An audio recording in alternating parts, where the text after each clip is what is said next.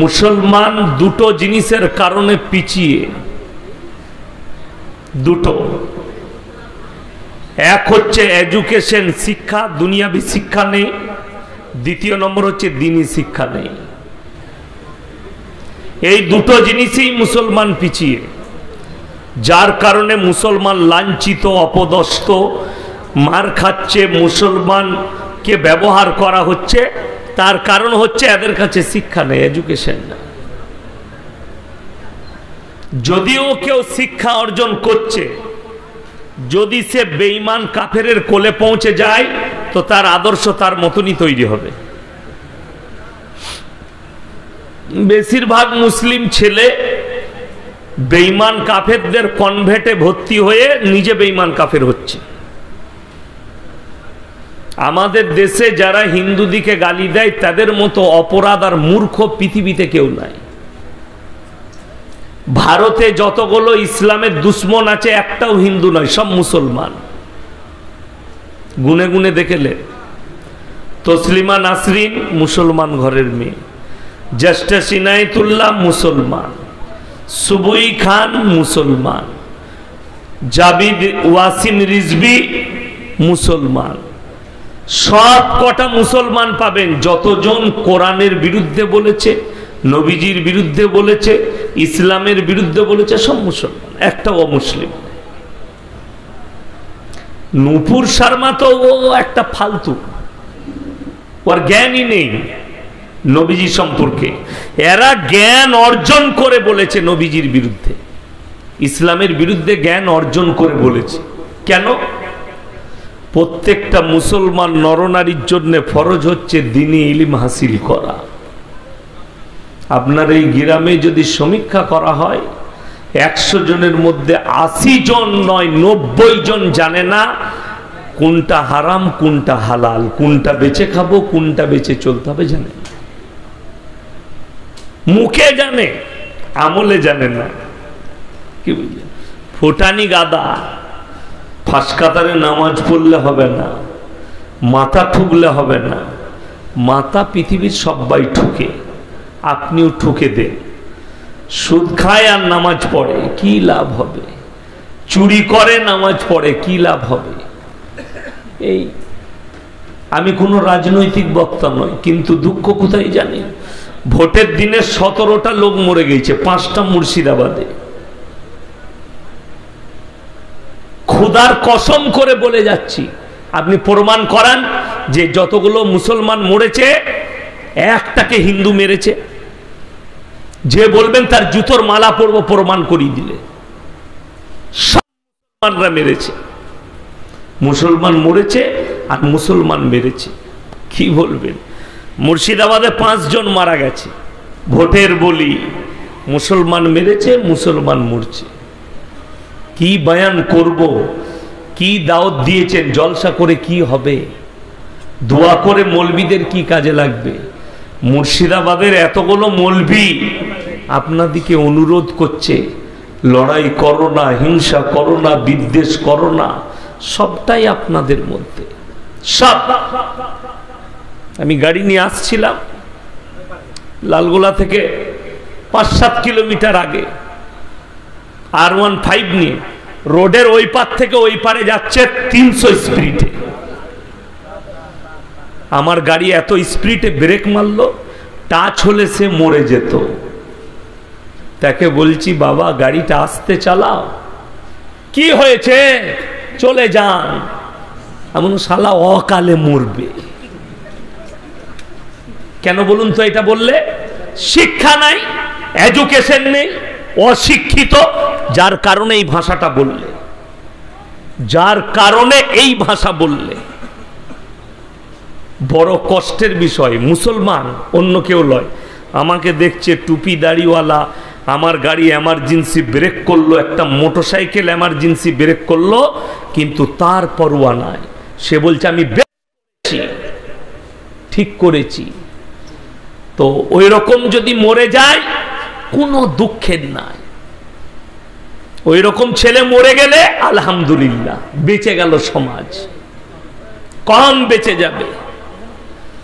যারা বলে বেশ করেছি, কোরআনে আছে, যারা জিদ করে করে পাপ করে, জিদ করে করে শিরিক করে, জিদ করে গুনাহ করে, তাদের গুনাহ ক্ষমা হবে না। এটা কোরআন বলছি আমি আপনাদেরকে, তাদের ক্ষমা জীবনে হবে না। যারা জিদ করে করব, এটা যারা করে মাফ নাই। আপনি দেখিলেন কারা মার খাচ্ছে, আর আপনাকে দেখিয়ে দেবো আপনার বাড়ির পাশে কে শান্তিতে আছে, কে লড়াই করেনি। আপনার আদর্শ তারা নিয়েছে, তার আদর্শ আপনি নিয়েছে। কেন? হারাম হালালের বিচার নাই, মৃত্যুর ভয় নেই, দিনের ওপরে প্রতিষ্ঠিত নেই। আর আল্লাহ বুনিয়াদ রেখেছেন শিক্ষার উপরে। ইকরা বিসমি রাব্বিকাল্লাযী খালাক, হে নবী পড়ো, খালাকাল ইনসানা মিন আলাক, ইকরা ওয়া রাব্বুকাল আল্লাযী আল্লামা বিল কলম। আমি কলমের সাহায্যে মানুষকে শিক্ষা দিয়েছি। নবীজিকে, সাহাবীদিকে আল্লাহ ইসলামের বুনিয়াদ রাখলেন শিক্ষার উপরে। যারা শিক্ষিত আছেন তারা পৃথিবীর ইতিহাস খুলবেন। ভারতের সেদিনকার মিথ্যা ইতিহাস খুলো না, পৃথিবীর ইতিহাস। পৃথিবীতে প্রথম সভ্যতা মিশরের মুসলিম সভ্যতা। পৃথিবীর প্রথম দ্বিতীয় সভ্যতা স্পেনের মুসলিম সভ্যতা। সভ্যতার অবকাশ জানতো না কেউ, সভ্যতার অবকাশ জানে না কেউ। আমাকে একজন বলছে, অমুসলিম ভাই, যে তোমরা বোনকে বিয়ে করো। জোরে বলো নাউজুবিল্লাহ। কোন বোনকে? চাচতো বোন, ফুফুইতো বোন, মামাইতো বোনকে। বলে ওই জন্য আমরা ঘৃণা করি। আমি বললাম তুমি কে? সে তার টাইটেল বলল। আমি বললাম যেই ঘাটেতে ছুঁচিস সেই মারিস হারামখোর। পাক পবিত্রতা বুঝো না। মুসলমান, আপনি যদি প্রকৃত আল্লাহকে ভয় করেন, আল্লাহর কসম করে বলছি, দিনের উপরে প্রতিষ্ঠিত হন। আজ আছি কাল নাই, কবে চলে যাব কেউ জানে না। কোরআন শোনাচ্ছি আপনাদিকে, আপনার আমার জীবনটা কি হবে, কি বলবেন আপনি, কখন? মরে যাওয়ার পরে, পরকালে। কান্নাহুম ইয়াওমা ইয়ারাউনাহা লাম ইয়ালবাসু ইল্লা আশিয়াতান আও দুহাহা। কোরআনের মারাত্মক আয়াত। হে নবী, সেদিনে, যেদিনে মানুষ আমার কাছে হাজিরি দেবে, সেদিন মানুষ বলবে, আমরা দুনিয়াতে কিয়ামতের পরিপ্রেক্ষিতে একটা সকাল আর একটা সন্ধ্যা অতিক্রম করেছি, তার থেকে বেশি সময় নয়। কিয়ামতের ময়দানটা এত লম্বা হবে, মানুষ চোখের পানি ফেলিয়ে বলবে, হে নবী, মানুষ বলবে আমরা তো দুনিয়াতে এক সকাল আর এক সন্ধ্যা অতিক্রম করেছি, তার থেকে বেশি নয়। তারা চোখের পানি ফেলাবে। আপনি নিজে ভেবে দেখুন, আল্লাহর কসম করে বলছি, পৃথিবীর যতগুলো ধর্মের লোক আছে, যত মানুষ আছে, সবাই একে অপরকে অস্বীকার করবে। আল্লাহর কসম, মৃত্যুকে কেউ অস্বীকার করতে পারবে না। যে ধর্মেরই হোক, যে কাস্টেরই হোক, মৃত্যু অনিবার্য। যেখানে হবে, যেখানে আল্লাহ লিখে দিয়েছে আপনার মৃত্যু, সেখানে হতেই হবে, রেহাই নেই, অবশ্যই হবে। আপনি এতটুকু রেহাই পাবে না, কিয়ামতের দিনে আল্লাহ আপনাকে দাঁড় করাবেন, পুনরায় দাঁড় করাবেন।